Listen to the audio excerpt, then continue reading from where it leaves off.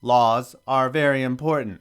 They are the fabric that keeps our loosely assembled society together.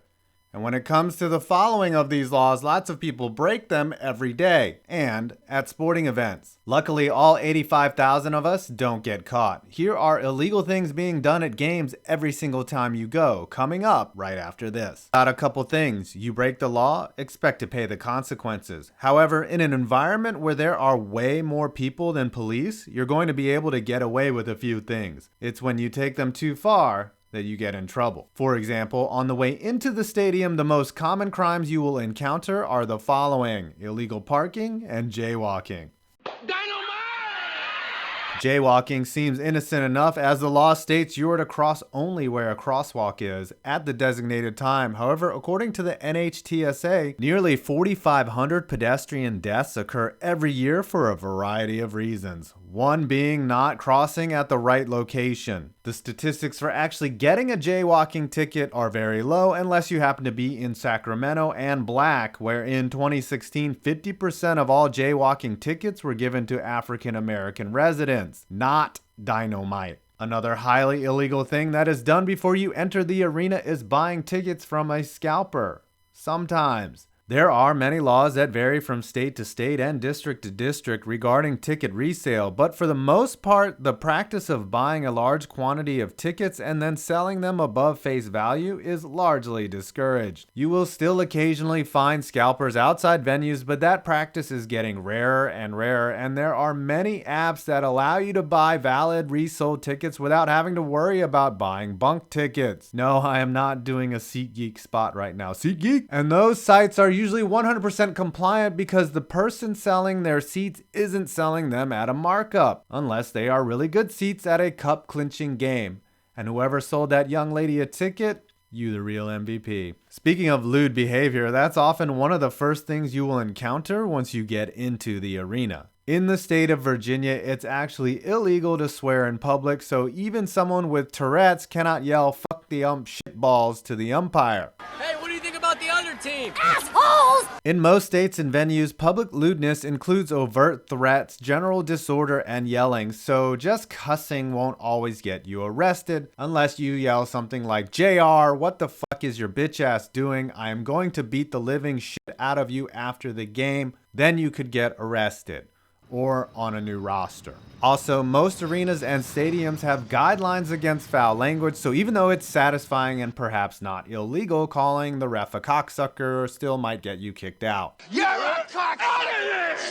Back to our young lady, exposing yourself, whether what's being exposed is nice or not, is technically illegal. And that leads us to things you know are obviously illegal, like going onto the pitch for any reason. That is a big no-no. Whether it be during a rain delay, after the game, or of course during live play, you can expect to get harsh punishment for coming onto the field. Unless you happen to be a toddler that fell out of your parents' arms, you can expect a night in jail, a hefty fine, and depending on your threat level and where you are, a few volts of electricity sent through your body. And that is for good reason, because the players have a right to be safe out there, unless you try and mess with Randy Myers. Then you are not only getting a Chuck Norris style karate move put on you, but you are also going to spend a night in the tank.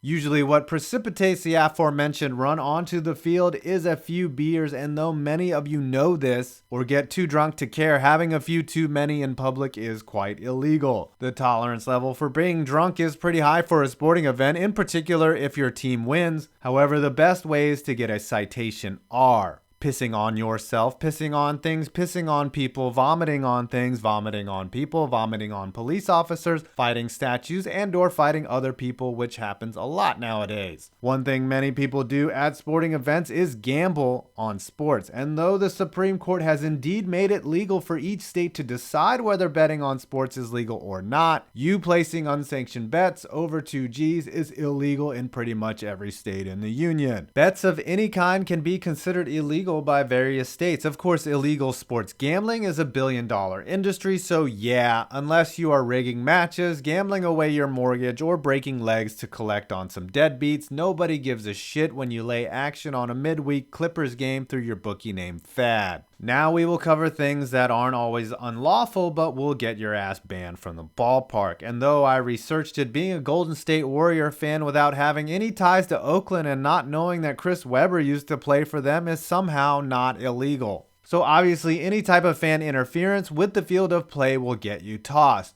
Or if you are Steve Bartman, ruin your life for over a decade. And throwing stuff like batteries, I see you Philly fan, will obviously get you banned and arrested if you actually hit anything. Moving down seats is a catch-22. In all ballparks, it is not okay to buy cheap seats and move down to the expensive ones like you own the place. However, if you are like this Yankee fan who kept moving down to prime locations so that he could be on camera, it could get you tossed out and banned, which is what happened to him. But if you wait until after the 6th inning and a seat is still open, though technically not kosher, usually it will depend on how much of a dick the usher is versus you actually getting kicked out. Because after the 6th inning, it's safe to assume that unless you're in LA, the ticket owner is not going to show up. Or if it's the NBA Finals and nobody's sitting on the Cavs bench except LeBron because you know his teammates didn't show up, hey-o. Most of the time, even if you get caught moving down seats, the ushers will ask you to just go back to the area where you came from. Unless you were dressed like this, then they will probably ask you for your number. Lastly, I mentioned fighting earlier. Fighting happens a lot at games, and it shouldn't. You as a fan have a reasonable expectation of safety at a game,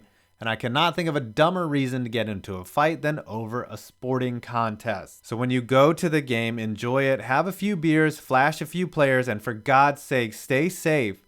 And don't throw a punch because someone teased you that Dexter Manley couldn't read, and that Joe Flacco isn't elite, or that Sidney Crosby whines too much, or a whiteboard was talking too much shit and LeBron had to put it in its place. I mean, I guess that's not illegal. Well, I hope you enjoyed this video. Please leave a like, comment, and of course subscribe all the way. And again, check that it is legal to play FanDuel in your state, and then go download the app and enter in my code BASEIT10 and get a 20% cash bonus on your first deposit.